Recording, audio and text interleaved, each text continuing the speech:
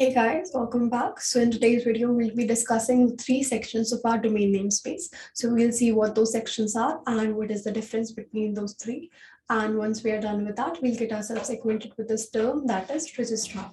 So without any delay, let's start right away. Okay, begin, right? So we know that DNS is a protocol. DNS is a protocol. Right? And protocol can be used on a variety of platforms. It can be used on multiple different platforms, right? So for each of those platforms, the implementation may vary. But since we are concerned with one platform more, that is internet, this is what we'll be discussing. We'll be covering DNS and internet. Okay, so what happens is that our domain namespace, or in simpler words, the tree that provides a mapping from name to address and address to name. Okay, so this domain namespace is divided into three sections. And those sections are as following. We have inverse domain, we have generic domain, and we have country domain. Okay. Now what happens is this root node has first level nodes as children, right? So this first level node is a child, this is a child, this is a child, this is a child. All the first level nodes are immediate children of root, right?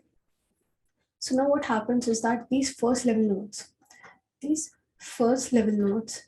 and their corresponding domains. Now we are already aware of this term, what a domain means, right?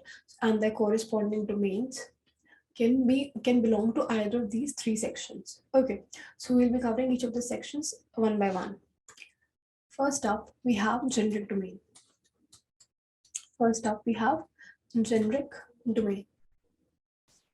Okay, so generic domain defines host on the basis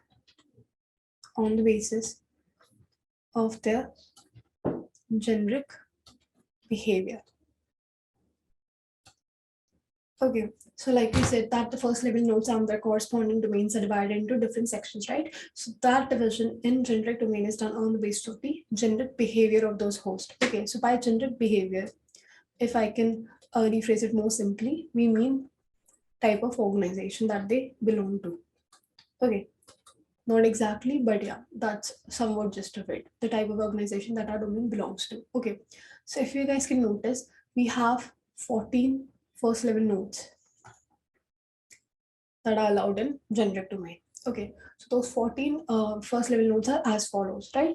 Now, each of these belongs to a separate type of organization. For example, Aero belongs to airplane and aerospace organizations, business for business, com is for commercial organizations, group is for cooperative, business cooperative organizations. This is for education, this is for government institutions, this is for information providers, international organizations, military, and so on, right? You get the gist of it. Okay, so in generic domain, we are performing this division on the basis of the type of organization or the generic behavior, right? Next up, we have country domain. Okay, so country domain uses 2-char abbreviation for country as first level nodes.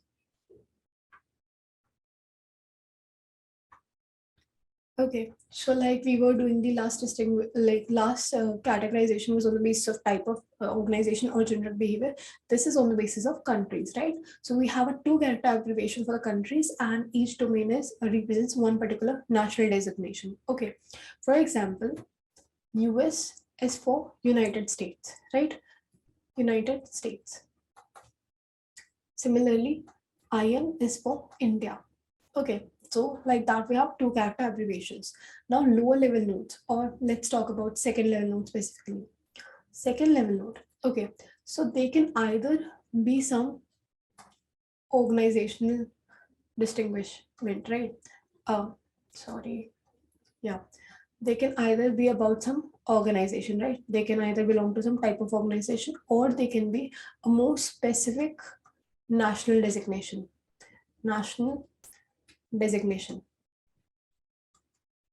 Okay, So if I can give you guys one example, let's say that we want the IP address of some DNS college that is in Cupertino,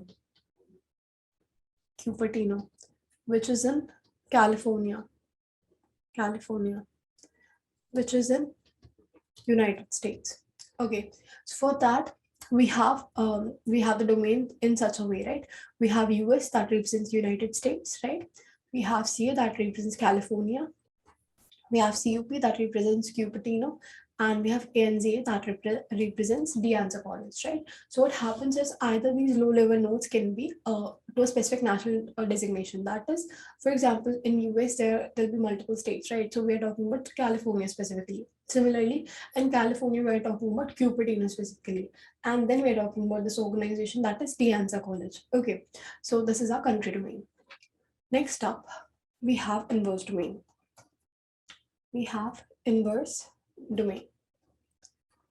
Okay, so the previous two sections that we just discussed, they were generic and country, right? And they provided us the mapping of name to address, right? However, the difference with inverse is that inverse provides the mapping of address to name. Okay, so the question might occur that why are we, even going for this mapping? Because this makes sense, right? Like I write facebook.com and I want to go to the site, I want to reach the site. So this facebook.com needs to be converted into IP address so that web browser can reach that site, right? Because behind the scenes, that's how we communicate using IP addresses. Okay, so this makes sense. This is perfectly fine. However, in which scenario do we need this? So I can give you one example. We have this server, okay? We have the server and we have a client here. Now this client made a request to server to do certain tasks, right? This client just made a request, right? Now our server has a list of authenticated client names.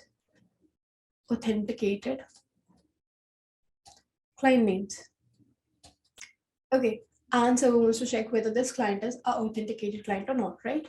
So the packet that the server received, this packet consisted of only IP address. Okay, so we have only IP address of client, but for us to check in this list, we would need the client's name, right? So what server does is server sends this question or basically asks resolver. So what is resolver? We'll be discussing later. For now, just keep it in abstraction. Okay. So server asks resolver that I want this, I have this address and I want the name of this client, right? What resolver does is resolver sends this query to our DNS server. Okay. And DNS servers provides us the mapping of address to name. Okay, DNS servers provides us with the mapping of address to name. All right. So this query that we made for address to name mapping, this query is called inverse or pointer query. Okay, so this type of query is called inverse or pointer query. And to resolve this type of query, we need our inverse domain. Okay, so if I can show you guys real quick how inverse domain looks like. So this is our inverse domain.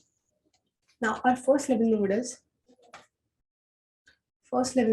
ARPA, right? This represents ARPANET. This is for historical purposes, right? Because we had a whole evolution from ARPANET to internet and all that. So this is for historical purposes. The second level node that we have is NADDR. Okay, so this is for inverse addressing. Okay, so since we are performing from address to name mapping, so this is for inverse addressing. Next up, the rest of the domain represents our IP address. Okay, so the rest of the domain represents only IP address. Okay, now in inverse domain, we have a hierarchy. Okay, so we have a hierarchy in inverse domain. That means the net ID part of our IP address should be greater than should be at a higher level than the subnet ID part. Subnet ID part. Okay. Similarly, subnet ID should be higher as compared to our host ID part. Okay, so there's this hierarchy that is being followed in this inverse domain. Okay, so if I can give you one example, let's say we have this IP address. We have this IP address which is 132.34.45.121. Right, we have this IP address. Now this is a class B type of address, and this right here is our net ID. Net ID. Okay, so like I said, net ID should be at a higher level, right? So first up we'll have net ID 132 and then 34, right? Next up we'll have our rest of the IP address 45 and 121. Okay, so the convention of reading this is from node to root, right? We have bottom up approach, right? So we'll be reading this as 1 to 1. We already have this written here, 1 to 1.45.34.132.inaddress.arpa. Okay, and this will index to our name, to our corresponding name. Okay, so this is how our inverse domain works. Next up, we have registrar. Registrar. Okay, so what does registrar mean? So suppose like we have a database, right? We have a database for DNS, for mapping of name to addresses and vice versa. Okay, so what if some new domain is added? Some new domain is added. Who makes sure that this domain is unique and this is added at the correct place and all those things? So that is done by a registrar. Now registrar is a commercial entity. Registrar is a commercial entity that is aggregated by ICANN. ICANN. Okay, so what happens is whenever some new domain is supposed to be added, when new domain is to be added,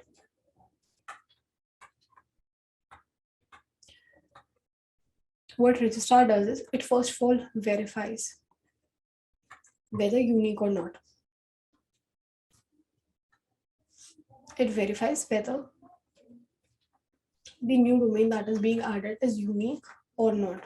Okay, if unique, it then adds to database. Then adds that to database.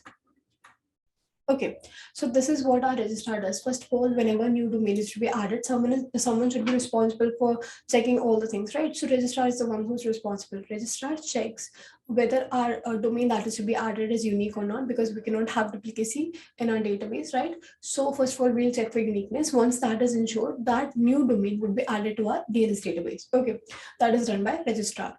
Now this is not free of charges. You have to give some fee for this. Okay, since it's a commercial entity. All right, so this is it for this video. We discussed about 3 sections, namely generic, country, and inverse domains. And after that, we covered this term registrar. Next up, we'll be covering resolver and resolution. So see you in the next videos.